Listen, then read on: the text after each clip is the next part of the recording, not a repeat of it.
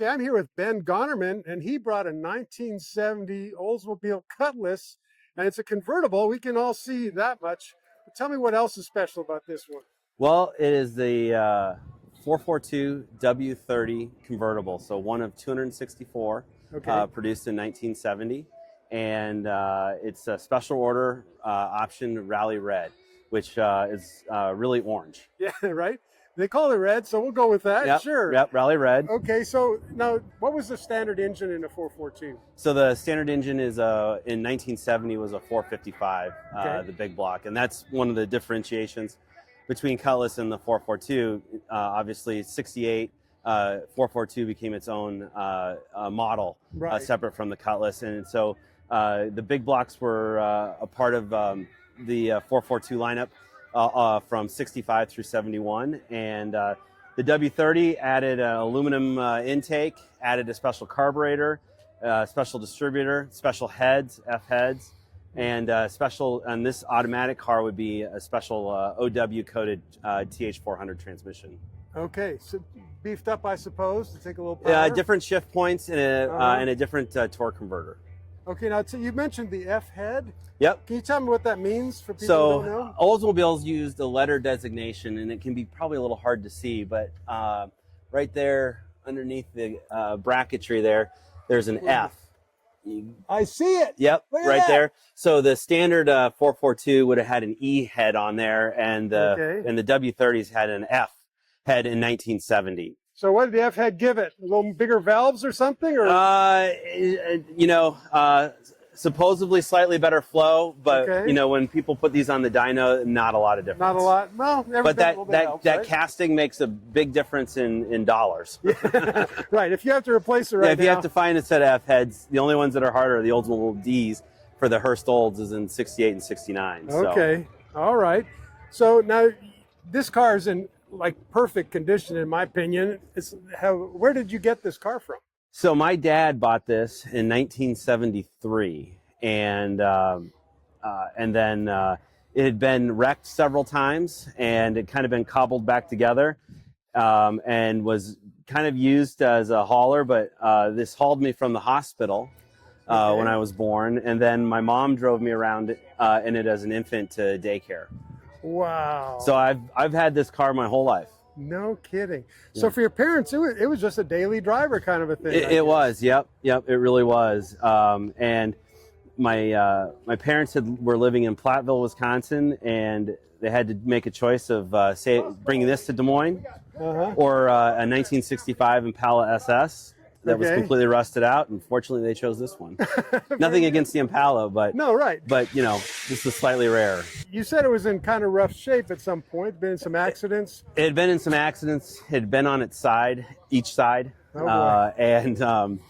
and so in order to do the restoration on it, I spent about 20 years finding NOS parts, and we had to do quite a bit of sheet metal replacement, but we found NOS fenders and 1970 specific ones, because 71s and 2s would have crumple zones on there as mandated by federal government. So finding a set of NOS 70s was a challenge, but we did. Right. And then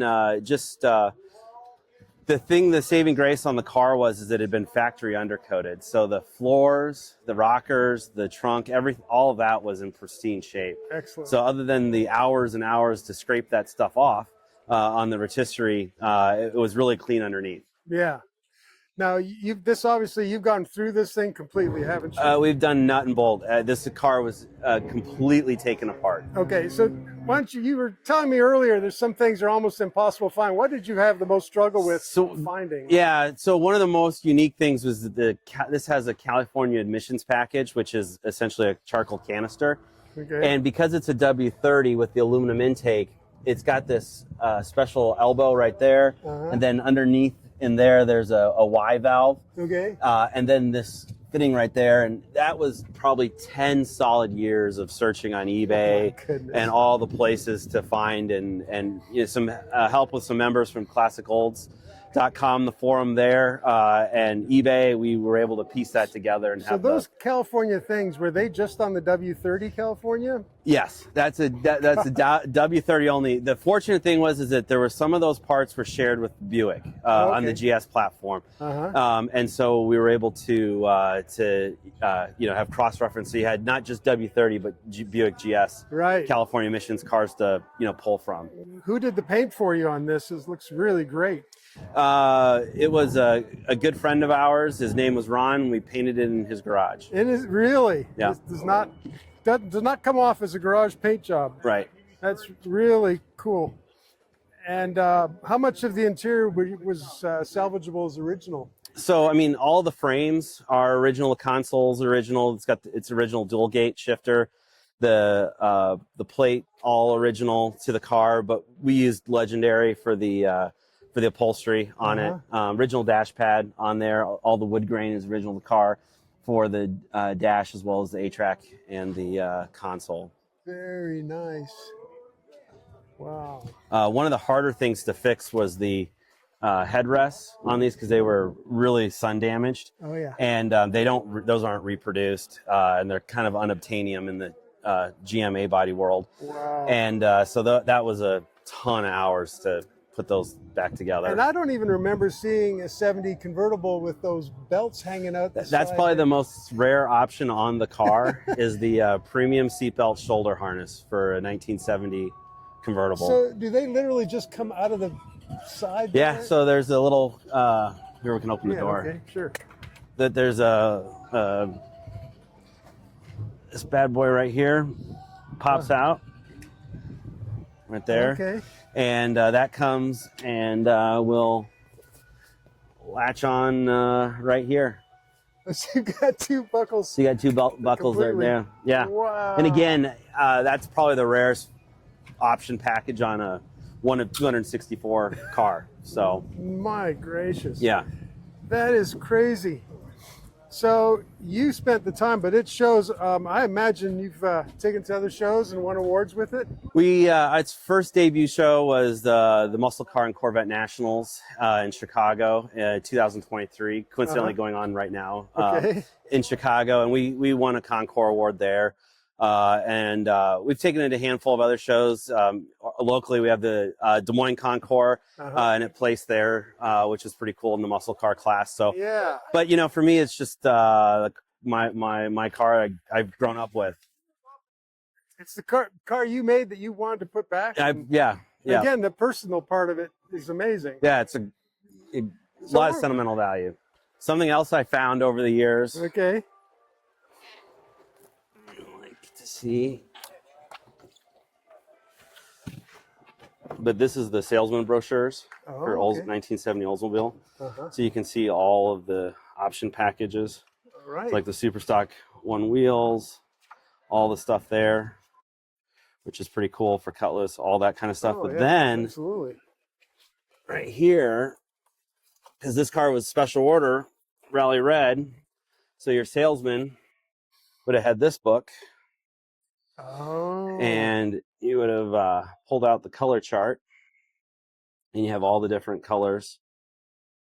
Oh, this is cool. So then, right here, here's your Rally Red. Yeah, there we are. Nice. Then you get your corresponding vinyl color for your convertible top or vinyl roof top.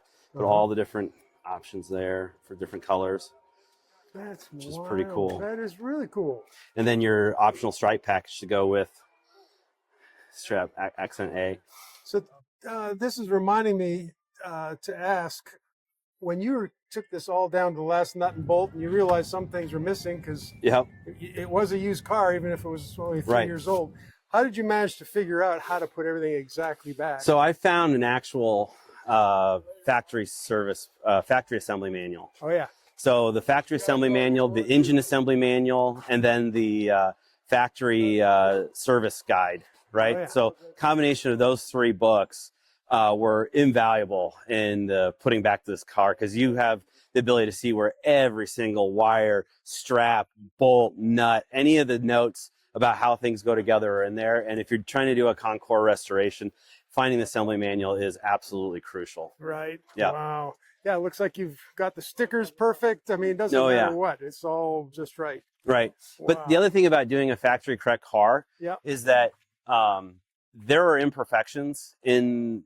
factory stuff. Yep. And so you preserve those imperfections, right? Yeah. So, you know, like this is an NOS bumper and it's factory plated, and there are, you know, it's not a perfect bumper. So like doing a factory correct restoration is not going to lend you the best restoration possible, because you're not polishing, you're not rechroming, you're trying to get it as if it left the factory from GM, which was a production car. Right. Production cars wouldn't win a car. No, they wouldn't. Right. Right. So so that's the balance, the fine act that you do when you try to put one of these cars together to that level. Yeah. That's a really good point.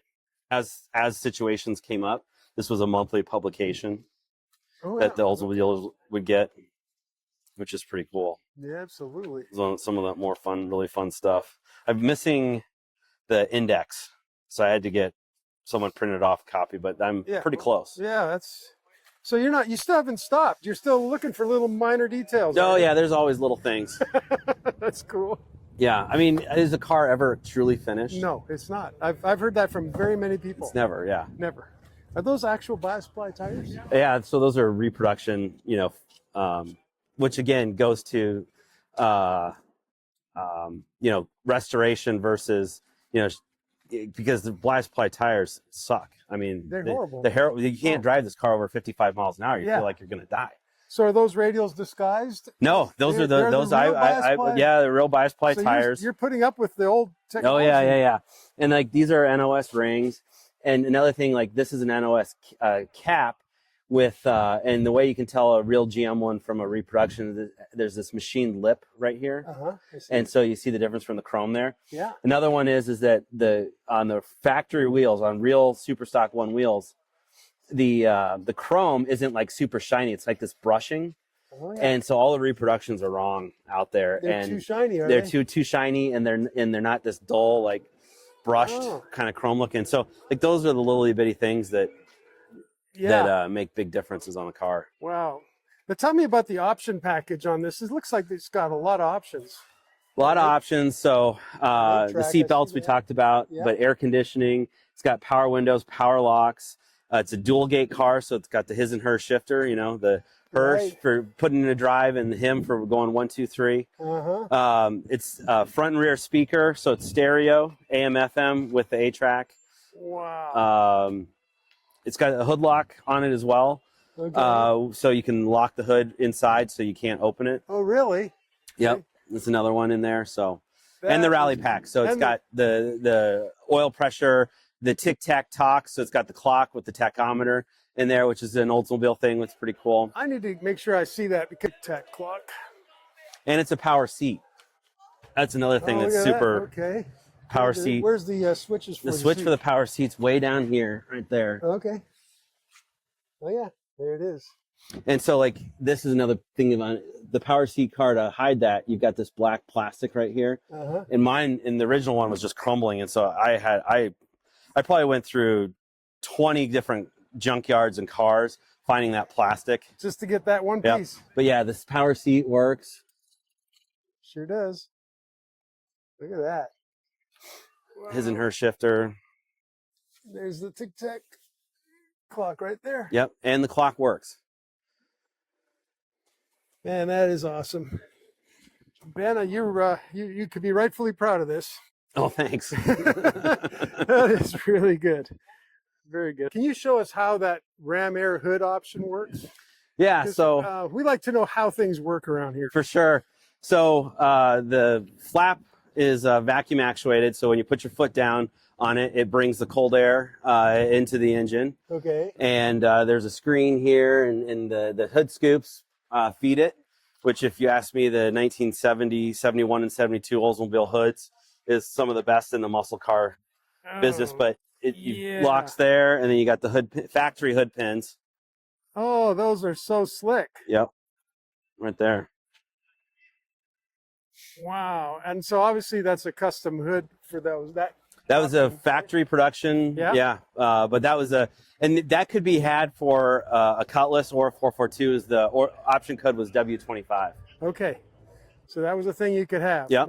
That's a, you know, appearance and function, right? Absolutely. That's really cool. Well, Ben, thanks for showing me around your yeah. car. It's really great.